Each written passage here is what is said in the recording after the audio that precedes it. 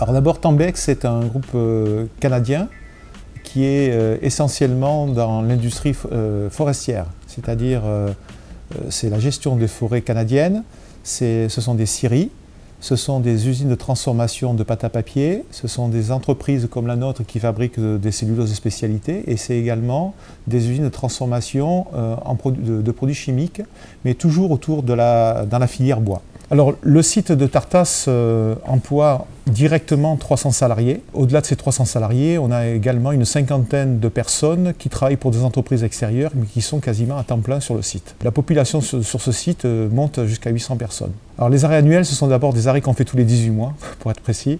C'est des arrêts d'entretien où on fait pendant un laps de temps très court d'une dizaine de jours une maintenance totale du site. C'est un site qui est classé Seveso seuil bas. Le classement Seveso, en fait, c'est la suite les conséquences plus exactement d'un incident environnemental qu'il y a eu il y a quelques années en Italie, qui a donc pour conséquence au niveau européen de classer les entreprises en fonction essentiellement du niveau de stock, du risque par rapport aux produits chimiques.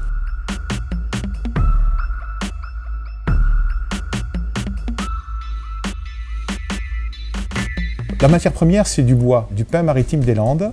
Et cette usine va le transformer d'abord de la cellulose de haute qualité, des liqueurs, essentiellement de lignine. On est également un gros producteur d'électricité. Tous nos clients ici sont des chimistes et ils utilisent la cellulose comme matière première pour entrer dans l'industrie chimique, dans l'industrie alimentaire, dans l'industrie du bâtiment, dans les lacs par exemple, dans les vernis à ongles.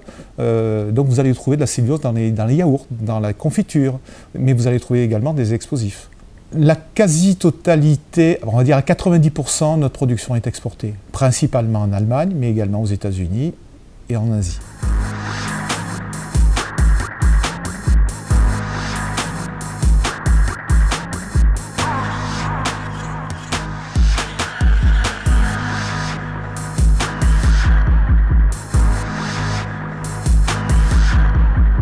L'entreprise consomme environ 1 million de tonnes de bois.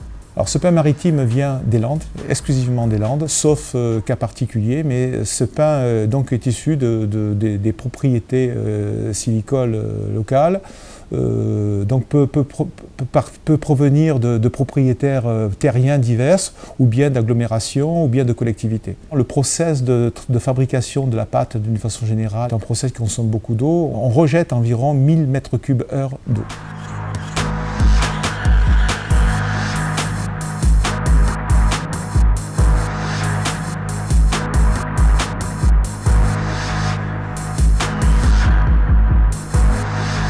Alors quand on arrive de l'extérieur, effectivement, ce qu'on voit de loin en priorité, ce sont les fumées. On a 3 types de fumées, je dirais, qui se dégagent du site.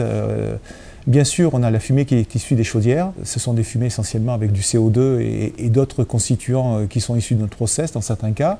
C'est également de la vapeur d'eau, mais c'est également de la vapeur d'eau qui provient de la lagune, puisqu'on a ici certainement la plus grosse lagune de France, qui est notre lagune étant en fait la station d'épuration.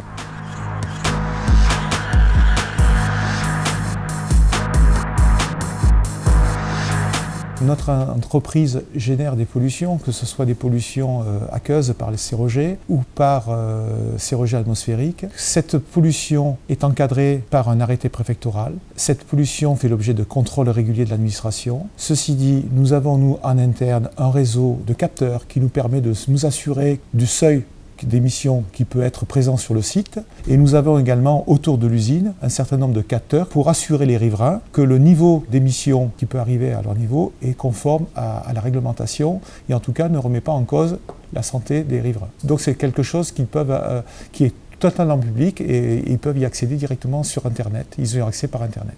Donc cette usine fabrique environ 130 000 tonnes de cellulose par an, plus d'autres liqueurs, et le chiffre d'affaires global représente environ 150 millions d'euros par an. C'est une belle entreprise. La priorité n'est pas d'augmenter le chiffre d'affaires à travers la production, mais d'augmenter le chiffre d'affaires à travers la valeur ajoutée. Le groupe Tembec a fait le choix il y a quelques années d'orienter cette usine sur des produits de très haute valeur ajoutée, qui sont ce qu'on appelle des celluloses de spécialité. Et à l'intérieur de ces celluloses de spécialité, il y a différents niveaux. Aujourd'hui, l'usine de Tartas est leader mondial dans ces gammes.